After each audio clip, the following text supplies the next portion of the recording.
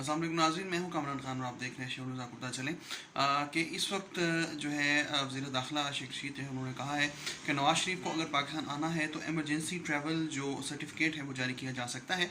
इसके अलावा उनका ये कहना था कि PDM जो है उसको शिकस्त हुई है, मौलाना फजल रहमान के साथ हाथ हुआ है, जबकि रमज़ान मुबारक जो है ये ठंडा गुजरना चाहिए था, उनकी ये दुआ थी।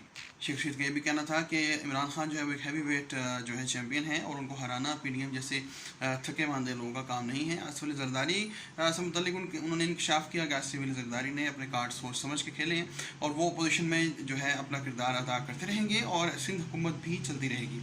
शेख रशीद ने इस हवाले से कहा कि मियाँ नवाज़ शरीफ और मरीम नवाज़ को और फजल रहमान को अब सोचना है कि उन्होंने आगे हुकूमत के साथ मुज़ाकरात करने हैं या इसी तरीके से उन्होंने जो है ये तमाम तर महाजराई जारी रखनी है। मुल्क में मजमूई सूरत हाल पर जो इस वक्त दहशतगर्द पकड़े जा रहे हैं, अफवाज पाकिस्तान जो है अपनी जिम्मेदारी निभा रही हैं। उनका कहना था कि वो मुतमईन हैं।